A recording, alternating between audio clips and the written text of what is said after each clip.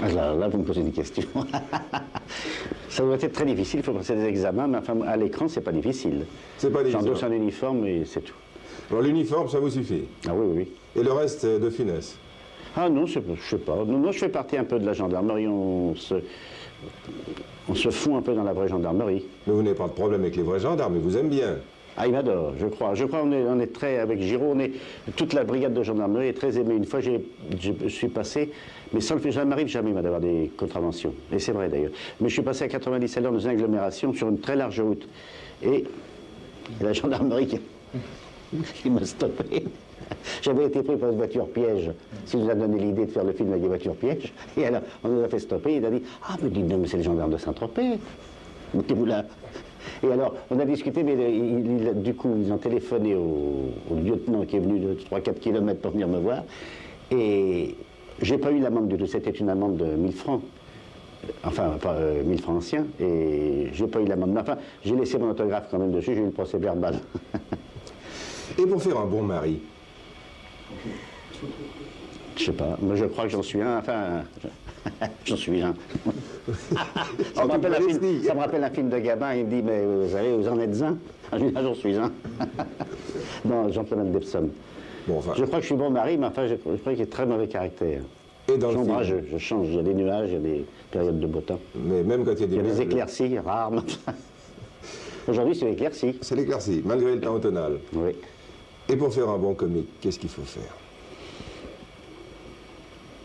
Il ne faut surtout pas ce qu'on appelle jouer comique. Ça, c'est un grand secret que je donnerai à des élèves. Il faut jouer sincère, presque de la tragédie.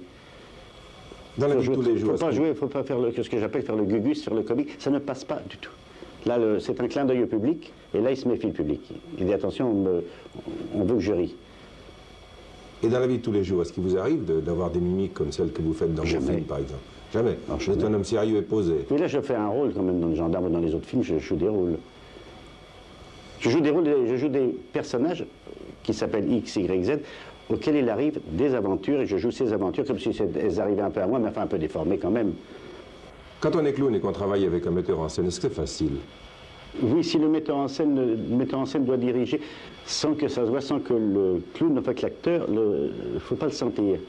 Parce que je crois qu'un acteur comique est un auteur déjà lui-même. Regardez Raymond Dodo sur les Fernand Reynaud, ce sont des auteurs. Et je ne vois pas pourquoi d'un seul coup il se ferait diriger de A jusqu'à Z. On invente aussi, mais c'est là tout l'art du metteur en scène. Et justement, Giraud, je crois, Gérard Houry, avec Molinaro aussi, ce sont les trois seuls avec qui je peux tourner parce qu'ils me laissent faire ce que je veux. Enfin, j'ai l'impression, je ne sais pas. Je fais ce que je veux, je dis ce que je veux, je soumets un tas de choses, ils me mettent en garde contre 1000 autres choses. On fait un film en collaboration, moi j'amène ma collaboration d'acteur, lui sa collaboration de technique, et puis au-delà de la technique, parce qu'il a du goût, il voit tout ce que je fais, c'est lui qui, le metteur en scène remplace le public 3 mois avant le film ou 4 mois avant le film, alors on sait déjà. Moi je me bats sur la tête qu'il a. Quand il fait une bonne tête, ça va, c'est réussi. En général, Giraud, quand c'est bien, il fait ça. Ça veut vouloir dire zéro aussi, souvent. Je pense qu'il fait ça, je pense. Est-ce que vous vous sentez un peu prisonnier tout de même de ce personnage du gendarme? Non, pas du tout. Le gendarme est un... Ça ne me gêne pas.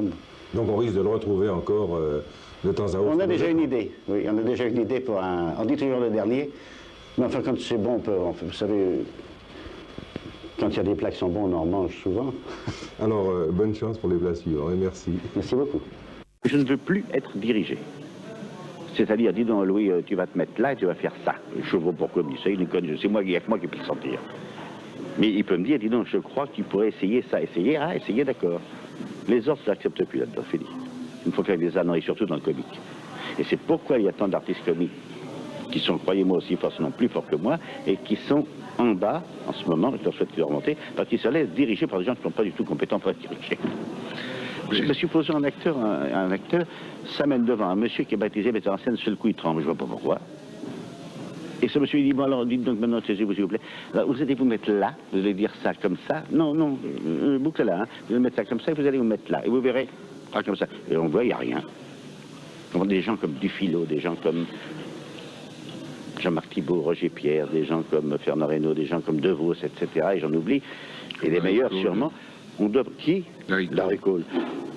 Ces gens-là, ce sont des auteurs déjà.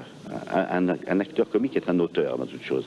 On devrait leur dire d'ailleurs, on ne devrait jamais leur donner du texte à jouer, on devrait leur dire, dites, voilà une situation, vous allez m'écrire votre texte.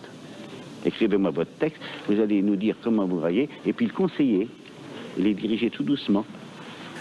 Comme está? Et son confrère allemand, le docteur Müller. Sehr angenehm. J'ai pris la liberté de promettre au docteur Müller que vous lui donneriez la recette de votre soufflé à la pomme de terre. Ja, s'il vous plaît. Mais vous savez que c'est un secret professionnel. Oh, je suis ravi entre nous. Bon, alors, pour vous, monsieur le commissaire divisionnaire. Alors voilà. Vous prenez 1 Kilogramm Kartoffeln. Für wie viele Personen? Ça dépend, pour 6 personnes normales, ou alors pour une personne normale, une grosse personne. Alors, 1 Kilogramm Kartoffeln, 1 Liter Milch, 3 Eier, 90 Gramm Butter, Salz und Muskatnuss. Muskatnuss. Je répète, Herr Müller, ich wiederhole. 1 Kilogramm Kartoffeln, 1 Liter Milch, 3 Eier, 90 Gramm Butter, Salz und Muskatnuss. Muskatnuss, Herr Müller!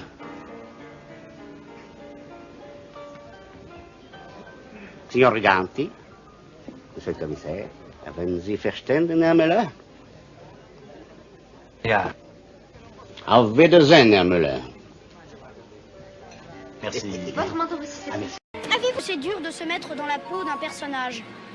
Ça dépend de quel personnage. Avoir un rôle tragique. Non. Oh, pas du tout. Non. Oh là là. On en voit tellement dans la vie. Et puis, vous savez, non, en plus, je ne suis pas fait pour ça.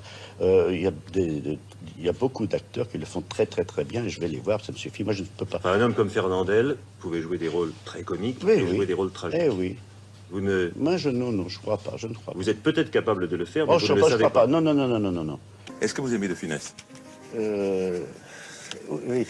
Ah. Il faisait beaucoup de grimaces, il en fait un peu moins. Mais enfin, Pourquoi fait-il moins de grimaces? Parce qu'il fait rire? je ne sais pas du tout. C'est arrivé comme ça. Oui. Non, mais avant, il faisait comme ça, mais maintenant, ça va mieux. Vous riez quand vous voyez De Funès? Pas beaucoup. Non. Ah bah, il va peut-être faire des progrès. Inquiet quand vous choisissez Je un suis sujet. toujours ou, inquiet, puis toute la vie inquiet. Autrefois, c'était angoissé, maintenant, c'est inquiet. Et maintenant, vous avez pourtant de bonnes raisons de ne plus l'être. Ah, si, pour le choix des sujets. Alors, je pense bien. Oui, mais compte tenu du résultat, compte tenu de ce que ça représente pour le public. Ah oui, mais ce qui est passé est passé, ça, je suis bien content, mais ce qui est à venir, c'est autre chose. Bref, alors il me les a rapportés. Ah bah tant mieux. Voilà. Par 2 fois, je vais aux limites de mes forces, je ne peux même plus respirer, je suis obligé de m'allonger pour retrouver la respiration. Parce qu'il y a Mario David qui est en scène, et à ce moment-là, moi, je lui aurais bien 2-3 fables à dire, là, pour qu'il rallonge un petit peu, je retrouve mon souffle. Mais ça tombe pile, et puis il faut que je rentre, alors là, 300 à l'heure après.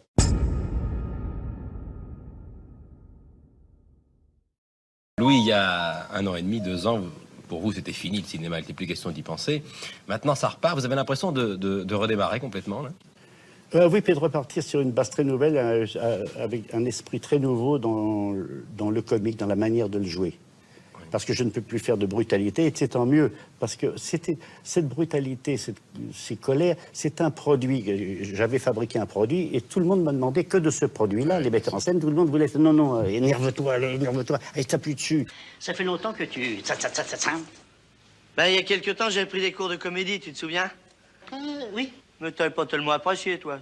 Je t'avais demandé de choisir, et tu es resté avec moi. Oui, puis j'ai monté ça. Et ça marche? Ça démarre. Les histoires de tarte à la crème, ça les fait rire? C'est une scène que j'ai écrite qui n'est pas a priori pour faire rire. C'est une scène pour un peu parler du rire et du clown et du rôle de la relation avec le public et de la générosité qu'il faut avoir pour entrer en harmonie avec le public. Le public, c'est l'être le plus extraordinaire qui existe. Le public, c'est une unité. C'est le public. Et tous les soirs, on a une personne qui s'appelle le public, il faut la faire rire. Qui est différente chaque soir. Quand on passe 3 semaines dans une cuve de chewing-gum et qu'on n'hésite pas, sans qu'on vous le demande, à replonger à l'intérieur, à ressortir dans cette boue verte qui était une situation extrêmement inconfortable, il faut bien le dire. Ce qui m'émeut, c'est le courage de cet homme, cette volonté de bien faire. Et puis quand ça donne ce que ça donne et qu'on voit à quel point ça a l'air facile et combien c'est... oui, ça, je trouve ça alors très, très, très émouvant. Mais c'est son travail que je trouve émouvant. J'ai passé ma vie, au point de vue cinéma, bercé par Chaplin, bien entendu, par Laurel et Hardy aussi, par tous ces grands, mais Chaplin.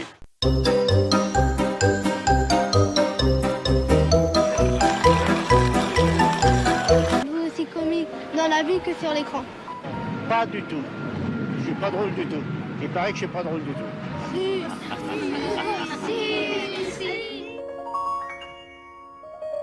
Bar durant l'occupation. J'étais musicien dans les boîtes de nuit ou dans les cabarets, et heureusement, parce que j'ai fait 1 an de piano dans le temps, mais je me rappelle, je ne sais pas lire la musique, mais je jouais dans les cabarets. La dernière maison que j'ai fait, où j'ai joué, c'était le Club de Paris qui n'existe plus, et je jouais de 5h30 du soir à 5h30 du matin. C'est-à-dire que la petite aiguille faisait 12 heures. C'est très long, la petite aiguille va très doucement. Je jouais sans arrêt, et des forces de faire pipi. Le jeune pianiste impressionne chaque soir par ses fantaisies et ses mimiques.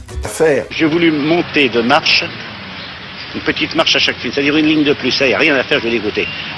Moi, il faut que je monte. Alors, une ligne de plus, et puis vous me donnez 500 francs de plus quand même. En même temps, faites-le pour moi, même pour moi. C'est pour mon plaisir, ou même 200 francs. Alors, il me donnait, j'ai toujours monté. Toujours, j'ai fait une petite montée. Dans le gendarme, j'ai participé de loin, mais enfin activement, grâce à l'amabilité de Jean Giraud, à la mise en scène, au montage. On a fait tout ça en commun et on a fait un très bon film. Ça, c'est la première fois que je fais, où je peux dire que j'ai pris une responsabilité dans le film.